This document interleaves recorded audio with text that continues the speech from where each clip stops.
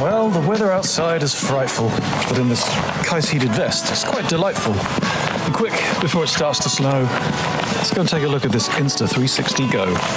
Go 2. It's an Insta360 Go 2.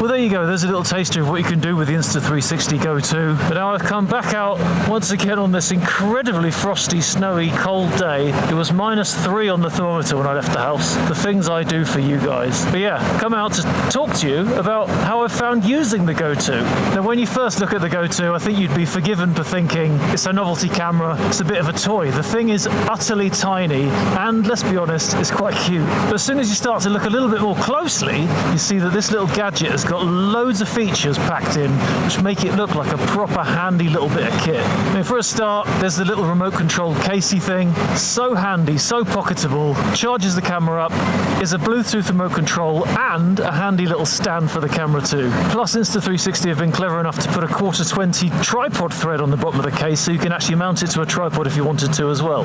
The next handiest little feature is the fact that the back of the camera is magnetic, so you can stick it to anything that obviously has a high enough ferrous content. So to give you an idea of that, here's a quick little look at the little montage that I put together at the beginning and how I did it. So behind the scenes for every one of those shots, I didn't have to use any tripods, didn't have to use any stands, any clamps, any mounts. I literally just boshed the camera onto metal things, hit the record button, and off I went. So the speed and the usability of this little thing is, I would say, second to none. And the size of it as well just means that you can stick it in ridiculous places. I mean, obviously, this is a family show, so let's not go into too much detail.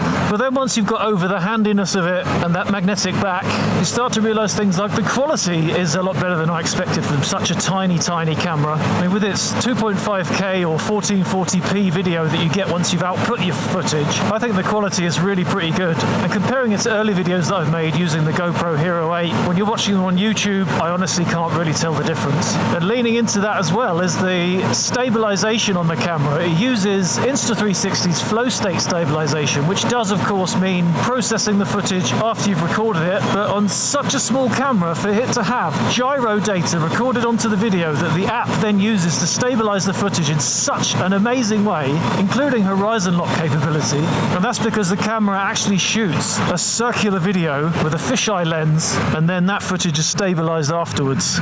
Not so different, in fact, to the way that the 1X2 on the front there treats its videos in the stabilization phase, except this obviously has a camera on the front and a camera on the back, which are then stitched together. So yeah, the stabilization on such a tiny camera is amazing. I think it's pretty amazing regardless of the size. So stick it in something the size of a jelly bean as well. That's impressive stuff. This road doesn't look very grippy.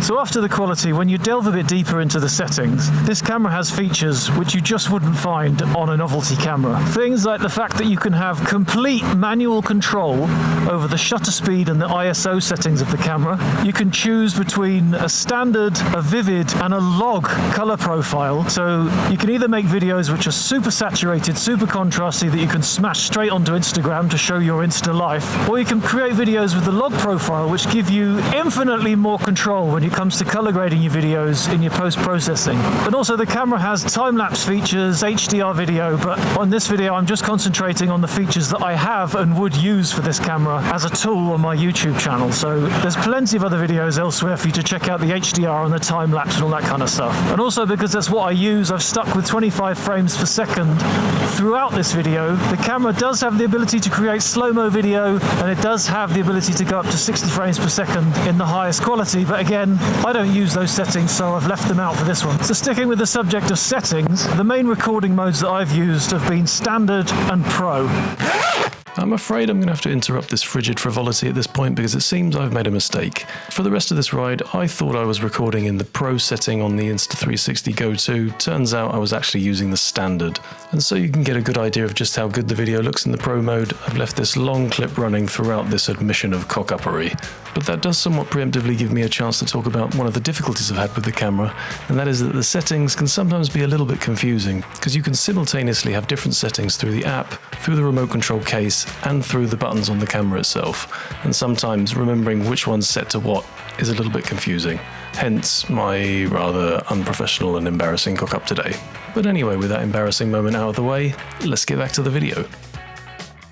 Oh, that is properly frozen. Look at that. Maybe it wasn't so clever to have come out today. Anyway, we're out now, and thanks to the Kai's heated stuff, quite comfortable as well. Yeah, I use the Pro mode, which obviously adds an extra stage of post-processing, but there's also the Standard video mode, which when hard mounted to the bike or handheld, it's not great. The stabilization is very simple. It's nowhere near GoPro's hyper smooth levels, but I've actually found that when you stick it on the helmet and use Standard mode, the stabilization is plenty good enough to get really watchable video. Obviously, because your head and your neck and your body are taking most of the vibrations and the movements and the jerkiness out, the little camera only has to deal with taking the last little bits of movement away to give you a nice smooth video. And the real benefit of that is the fact that when you use the Standard mode, the videos take up less space, the camera overheats a lot slower, and the battery lasts a lot longer. So when you just want a bit of helmet mounted run and gun action with a super light little camera,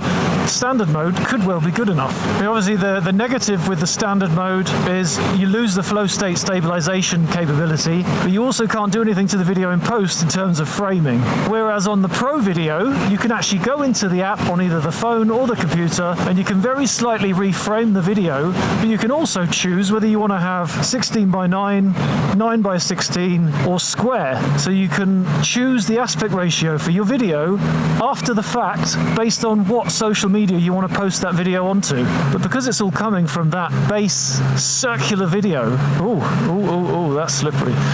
You don't lose any quality because it just completely reframes the video. It's brilliant. Now, once we get away from all of the incredible features of this amazing little gem, we then get into the world of accessories, which is another area where Insta360 have shown me that they really are thinking these things through from start to finish. They've done really well with putting together a great suite of accessories that you can use with this camera, also with that camera, and with the other cameras they sell as well. Things like, for example, the accessory which for me is the absolute most important and fixes one of the greatest weaknesses of the Go 2 is this power mount that I've got mounted on the front of my helmet here.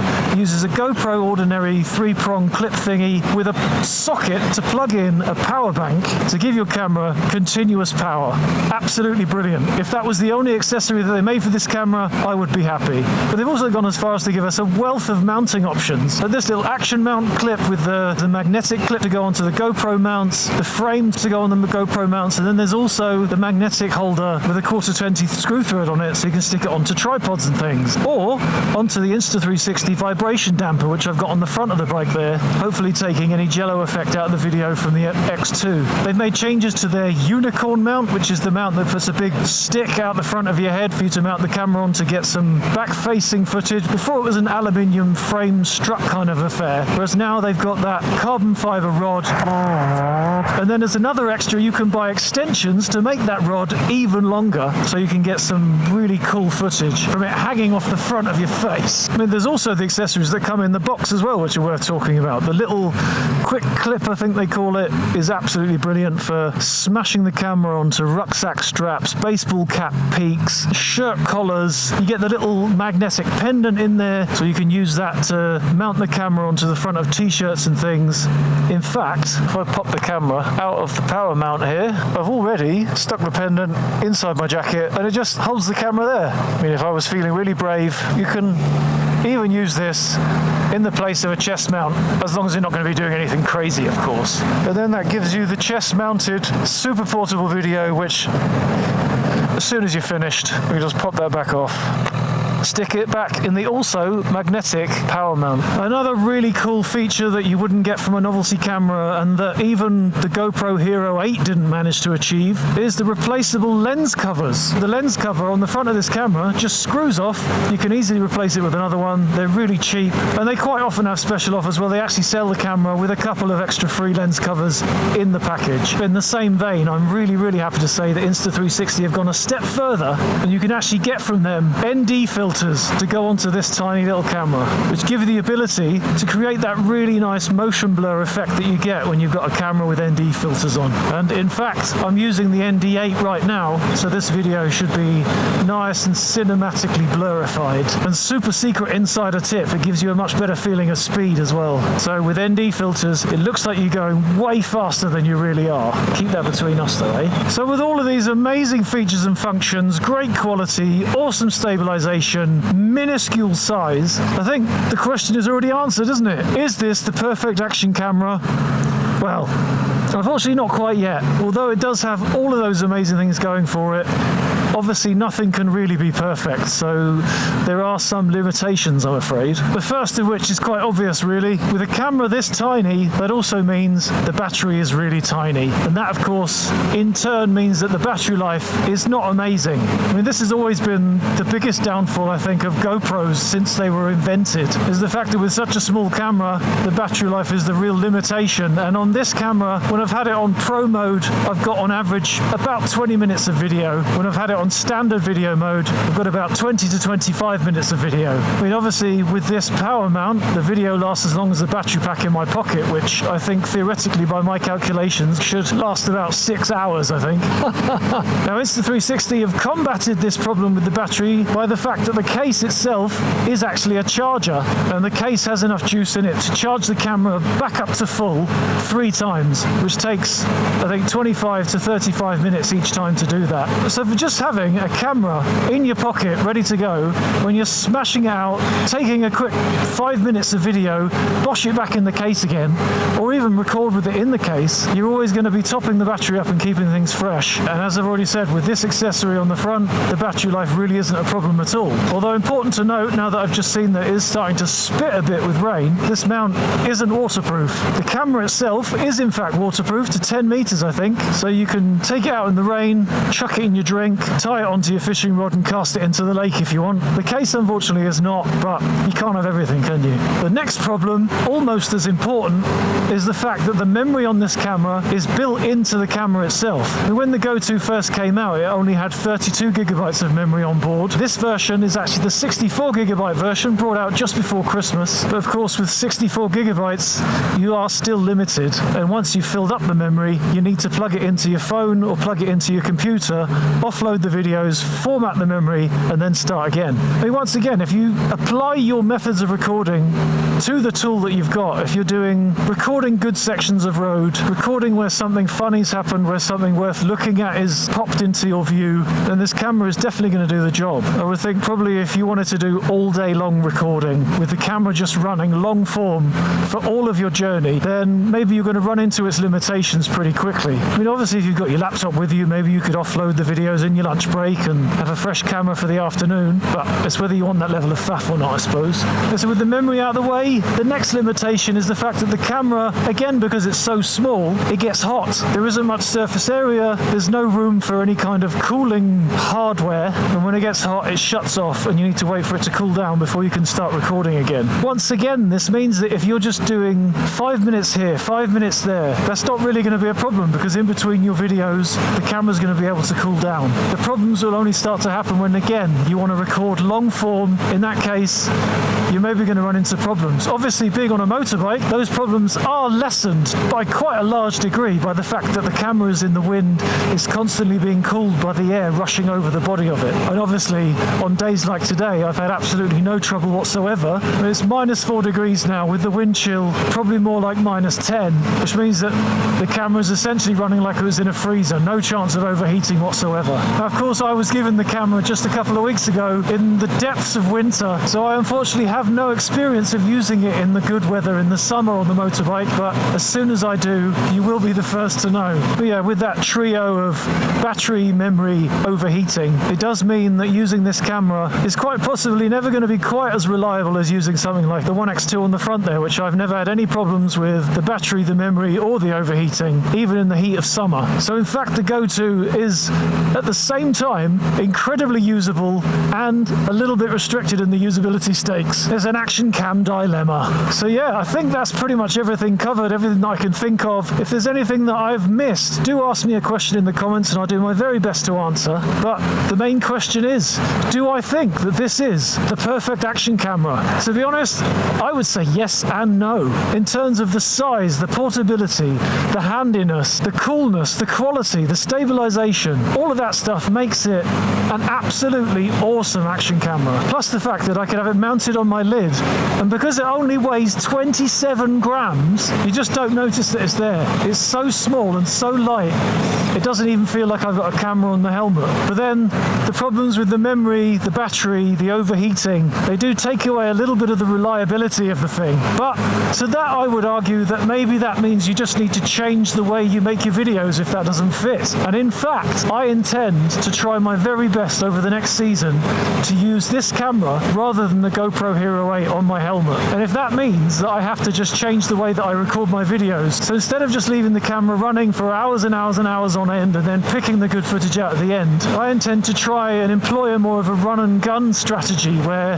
when something cool happens, I'll smash the camera on. When I find a great bit of road, I'll smash the camera on. And I'm hoping that this will not only unlock the potential of this camera and give me the ability to enjoy having a tiny, tiny little camera that just has so much less impact on my riding enjoyment, but also the knock-on effect will be that I'll have considerably less footage and hopefully I'll be able to smash videos out a lot quicker. I mean, as it stands, I've been creating a lot more Instagram video content in the last few weeks purely because of this little camera, because of how handy it is just to whip it out, press record, load the videos onto my phone, do the editing, do the reframing, smash that onto social media. It's absolutely brilliant, and it's a really handy, really well thought out, really well finished off camera with a couple of limitations, but if you can work around them, I think this thing is really impressive. So with all that out of the way, thank you so very much once again to Insta360, who did provide me this camera free of charge for testing.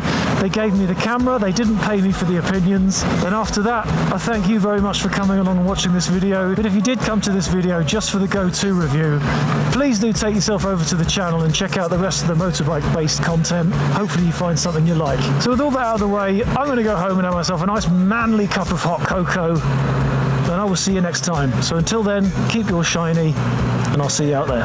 Ta-ra!